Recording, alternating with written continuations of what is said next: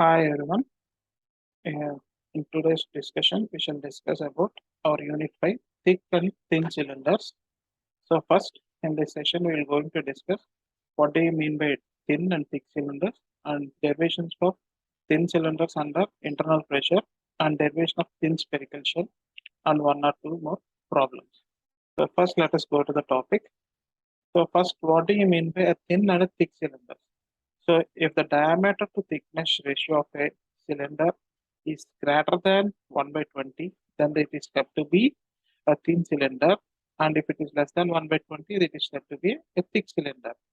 So the main mention is here. After this topic, we will be going to discuss how to determine the hoop and axial stresses in the thin shell and how to determine the axial and circumferential and volumetric strains in the cell subjected to internal pressures, and the hoop stress developed is double the axis of cylindrical shell to reduce the effect of hoop stress, and a thin spherical shell is equally strong in two hoop directions. Therefore, generally two cylindrical cells are provided with hemispherical ends.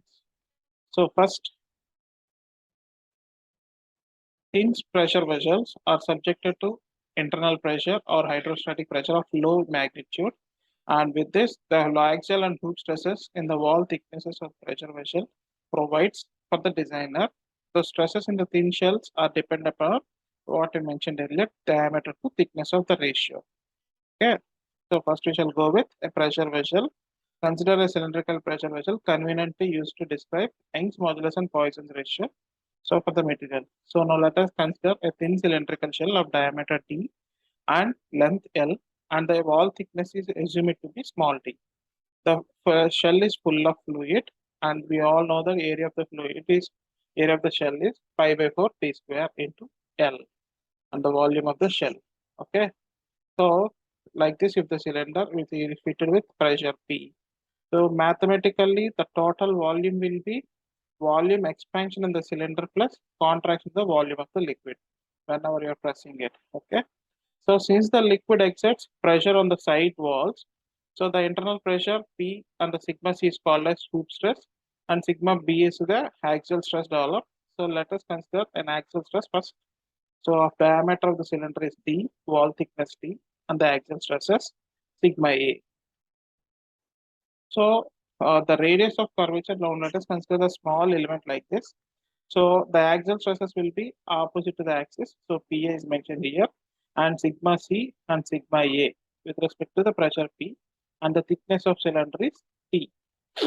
So the resisting force over the cylinder is, we know that the resisting force will be the pi into its circumferential area. So pi dt, and the pressure developed in the shell is pi by 4 d square into P, the pressure force. So the axial stress is nothing but axial pressure by area.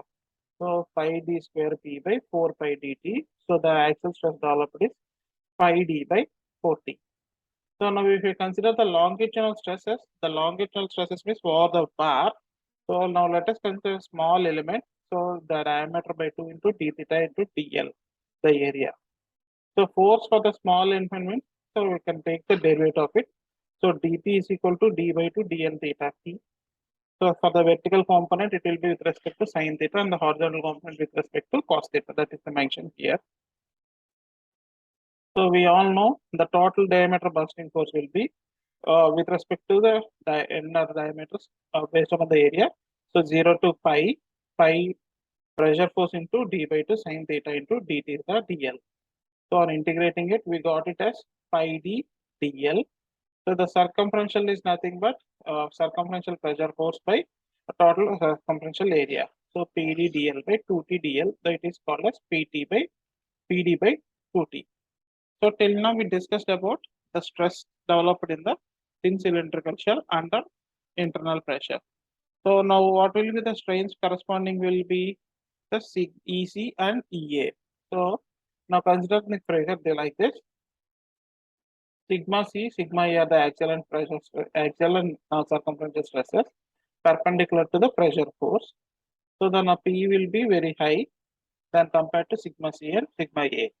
So we all know that Young's modulus and Poisson's ratio will be considered with respect as E and mu. So circumferential strain is nothing but circumferential stress by Young's modulus minus Poisson's ratio of axial strain by axial stress by Young's modulus. So PD by 2TE, which we developed here, and VTP by 4TE. So I'm taking PD by 2TE, 4TE, comma, 2 minus Poisson's ratio. So axial strain will be axial strain by Young's modulus minus axial stress by Young's modulus minus Poisson's ratio of circumferential stress by Young's modulus. So on simplifying, we got it as PD by 4TE into 1 minus 2 times of Poisson's ratio.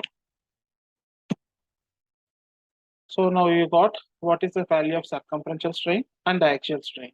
Okay. Now how to find out the change in diameter of the cylinder? So change in diameter is nothing but Young's circumferential strain into original diameter. So PD square by 4T into 2 minus Poisson's ratio. Change in length by original length will give you the circumferential strain.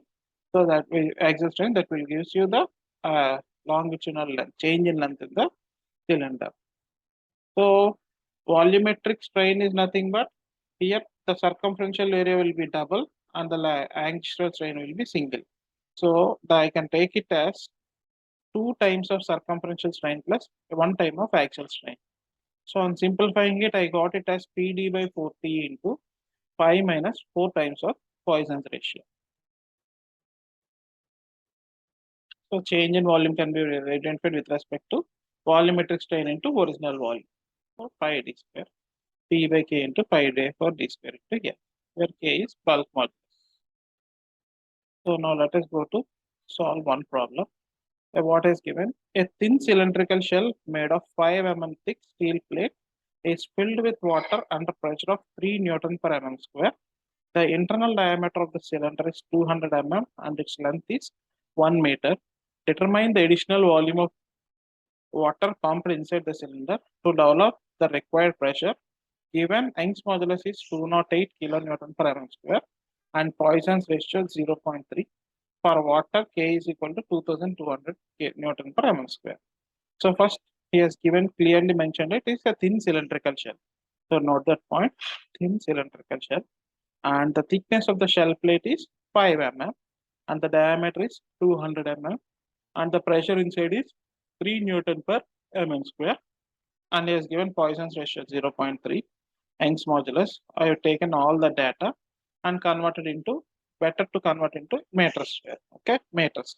So we all know what he has asked additional volume. So if you know the change in volume, then I can find the original volume. So first volume is equal to pi by 4 d square into L. So he has given me the diameter and length. So I found that the velocity, sorry, the volume is pi into 10 power 7 mm cube. Sorry. And we know that the volumetric strain is PD by 4T into 5 minus Poisson's, 4 times of Poisson's ratio. So he has given us pressure and he has given diameter, thickness, and Young's modulus.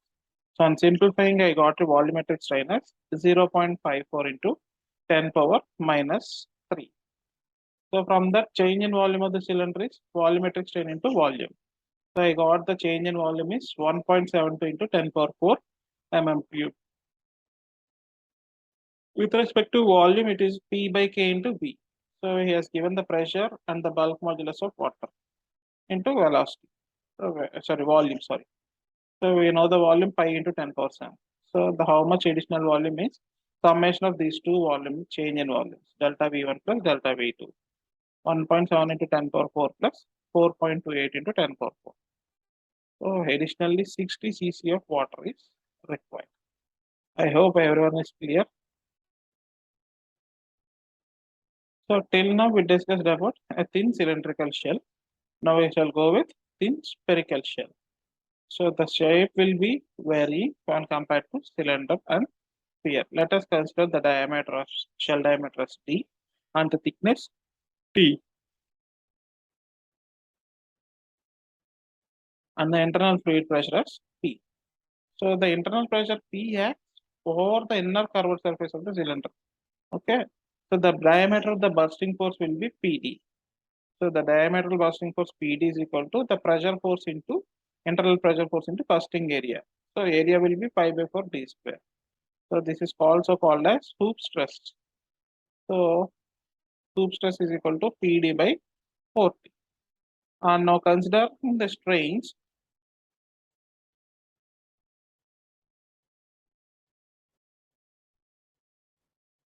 Now consider a small element of thin spherical shell subjected to internal radius, and the circumferential stress is sigma c. So we already know the circumferential strain will be circumferential stress by Young's modulus minus Poisson's ratio of axial strain by age. So sigma c by E into 1 minus Poisson's ratio. So PD by 40 into 1 minus Poisson's ratio. We know that the pressure will be very, very less when compared to the circumferential stress. So we know the volume of the shell is pi by 6 dq. On substituting it, I get it as 3 EC. So the volumetric strain is 3 PD by 4 TE into 1 minus mu. Okay. Whereas the circumferential stress in thin spherical shell is PD by 4T. In thin cylindrical shell, the circumferential is 2 pi d by 2T. So it's 2 times the stress is developed in the spherical shell. So this is a very important point when compared to cylinder and sphere, how many times it will be varying in a multiple choice or like gate exams or like that. So it is 2 times. So now let us consider a thin spherical shell of wall of thickness 2.5 mm and diameter 50-100 mm is subjected to internal pressure P.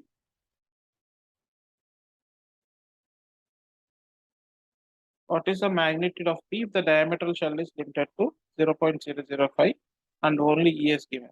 So the circumferential strain for thin cylindrical shell is PD by 40 into 1 minus P. And he has given it is limited to 0.005.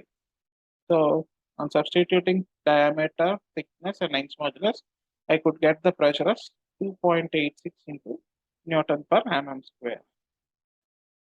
So these are some important questions asked in your previous papers. What do you mean by thin cylinder, thick cylinder, and derive the stresses in thin cylinder using under internal pressure. This is very important.